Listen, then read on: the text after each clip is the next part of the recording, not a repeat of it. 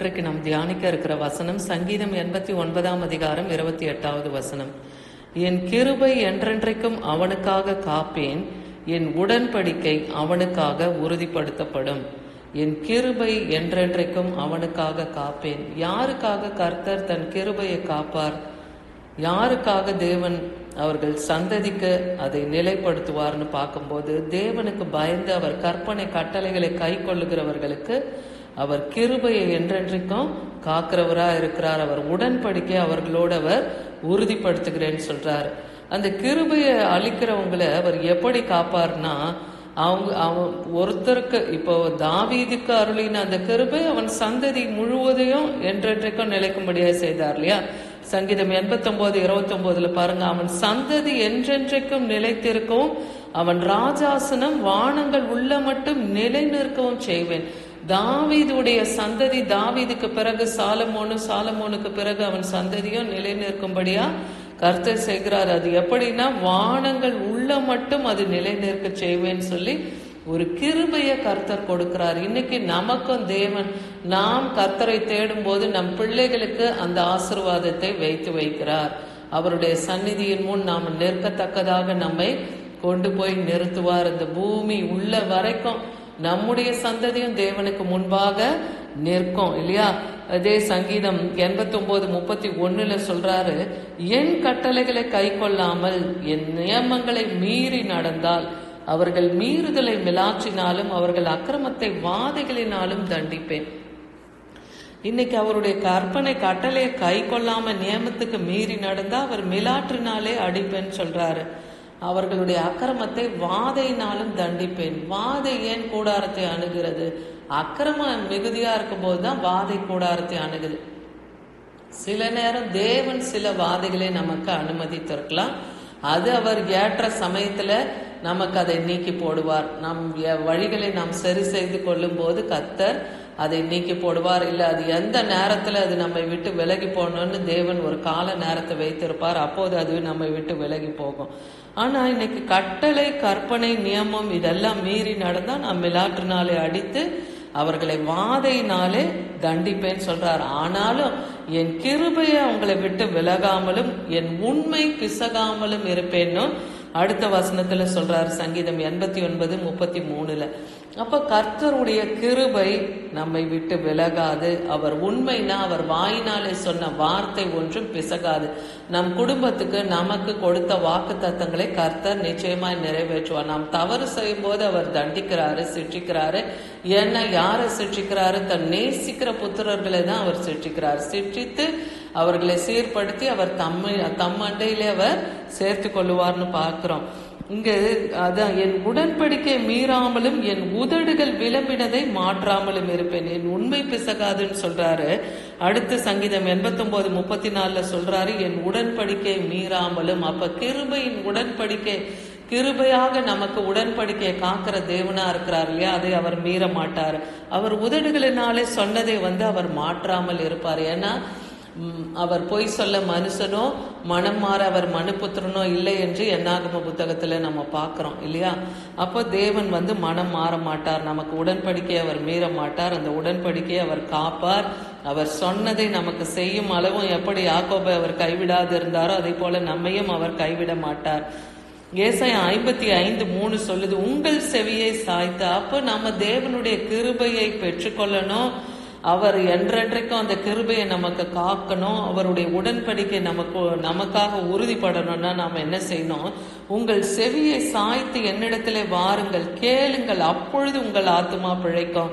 தாவீது அருளின நிச்சயமான கிருபைகளை உங்களுக்கு நித்திய உடன்படிக்கையாக ஏற்படுத்துவேன்னு சொல்றாரு. அப்போ தேவனுடைய வார்த்தைக்கு செவி கொடுத்து நாம் நடப்போமானால் அப்பொழுது நம் ஆத்மாவை தேவன் பிழைக்க செய்வார். இன்னைக்கு எத்தனையோ போராட்டங்கள், பிரச்சனைகள் நம்மை மேற்கொள்ளலாம். ஆனா நம் கர்த்தருடைய வார்த்தைக்கு செவி கொடுத்து நடக்கும்போது தாவீது அருளின அந்த நிச்சயமான கிருபை இன்னைக்கு நமக்கும் அருளுவேன்னு சொல்றார். சரி, நமக்கு கர்த்தர் அருள போகிற அந்த கிருபை என்ன அப்படின்னு நாம பார்க்கும்போது, அப்போஸ்தலர் நடபடிகள் 13 அதிகாரம் 33-34 வசனத்துல பார்க்கும்போது, இயேசுவை எழுப்பதினாலே தேவன் நம்முடைய பிதாக்களுக்கு அருளி செய்த வாக்குத்தத்தை அவர்களுடைய பிள்ளைகளாகிய நமக்கும் நிறைவேற்றினார் என்று நாங்களும் உங்களுக்கு சுவிசேஷமாய் அறிவிக்கிறோம். இன்னைக்கு சுவிசேஷமாய் நாம் எதை அறிவிக்கிறோம்? இந்த உலகத்தில் பிறந்த ஒவ்வொரு மனுஷனுக்கும் மரணம் என்பது உண்டு இல்லையா? அது அழிவுள்ள மரணம், அழியாத மரணம். அழியாத அந்த நித்திய ராஜ்யத்துக்குள்ளாய் நாம போகிற அப்போ நாம மரித்தாலும் கிறிஸ்து இயேசுக்குள் பிழைத்திருப்போம். எப்படி பிதாவாகிய தேவன் இயேசு கிறிஸ்து மரித்து அடக்கம் பண்ணப்பட்டு 3ஆம் நாள் அவரை தனது வலக்கரத்தினாலே தூக்கி எழுப்பினார். அவர் உயிரோடு இன்றும் பிதாவின் வலது பாரத்தில் வீற்றிருக்கிறார். அந்த நிச்சயமான கிருபையை, அந்த வாக்கு தத்தத்தை நமக்கும் அருளுகிறார், நம் பிள்ளைகளுக்கும் அவர் கொடுக்கிறார். இதை தான் நாம சுவிசேஷமா அறிவிக்கிறோம். இன்னைக்கு நாம மரித்தாலும் நித்திய ராஜ்யத்திலே தேவனுடைய அந்த பரிசுத்த ஸ்தலத்திலே நாம் கண் விழிப்போம் என்கிற அந்த நிச்சயம் நமக்கும் இருக்கு இல்லையா? ஏன்னா இயேசு கிறிஸ்து என்னும் அந்த உன்னத நாமத்தை நாம் விசுவாசிக்கிறோம். அதுதான் அப்போஸ்தலர் 13:34 சொல்றாரு, இனி அவர் அழிவுக்கு உட்படாதபடிக்கு அவரை மரித்தோரில் இருந்து எழுப்பினார் என்பதை குறித்து தாவீது கருளின் அந்த நிச்சயமான கிருபைகளை உங்களுக்கும் கட்டளையிடுவேன் என்று திருவுளம் பற்றினார். அன்னைக்கு தாவீதுக்கு அந்த கிருபையை தந்தாரே, இன்னைக்கு கர்த்தருடைய வசனத்தை நாம் ஏற்று அவர் கட்டளை கற்பனை நியமங்களுக்கு நாம் கீழ்ப்படிந்து நடக்கும் போது தேவன் அந்த கிருபைகளை நமக்கும் தருகிறார்.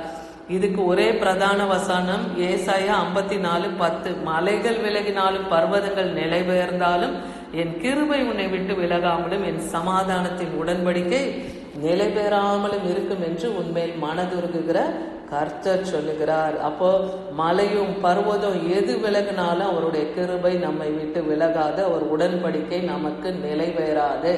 இந்த வாக்கு தத்தத்தை கர்த்தர் நமக்கும் தருகிறார். இதை நாமும் விசுவாசிக்கணும்.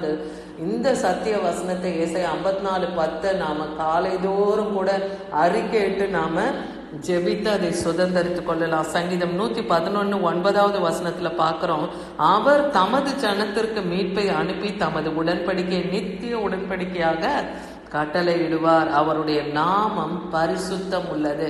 அப்ப இயேசு கிறிஸ்து என்னும் அந்த உன்னத நாமம் தான் நம்ம மீட்பு, நம்மளுடைய ரட்சிப்பு, எல்லாமே அதுதான்.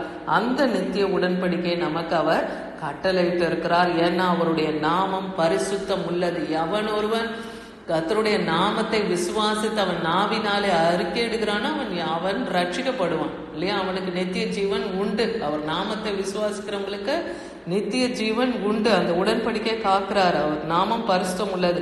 அதே போல பயந்தவர்களுக்கு அவர் ஆகாரம் கொடுக்கிறார். அவர் உடன்படிக்கையை என்றென்றைக்கும் அவர் நினைப்பார். கர்த்தருக்கு இன்னைக்கு நாம பயந்து நடக்கிறோம்னா தேவனுடைய வார்த்தை நமக்கு கடந்து வரும். அது நம்மை ஆதரிக்கும். அது நம்மை கிருபையினாலே தாங்கும். அன்னைக்கு தாவீதுக்கு கர்த்தர் ஒரு வார்த்தையை உடன்படிக்கை செய்து கொண்டார் இல்லையா? 2 சாமுவேல் 7:16 பார்க்கிறோம், உன் வீடும் உன் ராஜ்யமும் என்றென்றைக்கும் எனக்கு முன்பாக ஸ்திரப்பட்டிருக்கும், உன்னுடைய ராஜாசனம் என்றென்றைக்கும் நிலை பெற்றிருக்கும் என்கிறார் என்று சொல் என சொன்னார். யாரு இது நாத்தான் என்கிற தீர்க்கதரிசி மூலமா கர்த்தர் தாவீதுக்கு இந்த வார்த்தையை சொல்லி அனுப்புகிறார். அப்போ உன்னுடைய ராஜ்யமும் உன் வீடும் எனக்கு முன்பாக என்றென்றைக்கும் நிலை நிற்கும். தாவீதே, நீ மரித்தாலும் உன்னுடைய சந்ததி எனக்கு முன்பாக நிற்கும். இப்ப அந்த வாக்கு தத்தத்தை கர்த்தருக்கு பயந்து நாம் கர்த்தருடைய வசனத்துக்கு கீழ்ப்படிந்து அவரை பற்றி கொண்டு அவரை பின்பற்றி நாம் நடப்போமானால் நமக்கும் அந்த கிருபையை தருகிறார். அந்த உடன்படிக்கையை கர்த்தர் காக்கிறார். நம் பிள்ளைகளுக்கும் அந்த உடன்படிக்கையை உறுதிப்படுத்தி என்றென்றைக்கும் நாமும் நம்முடைய சந்ததியும் அவர் முன்பாக நிற்கும். ஆமென்.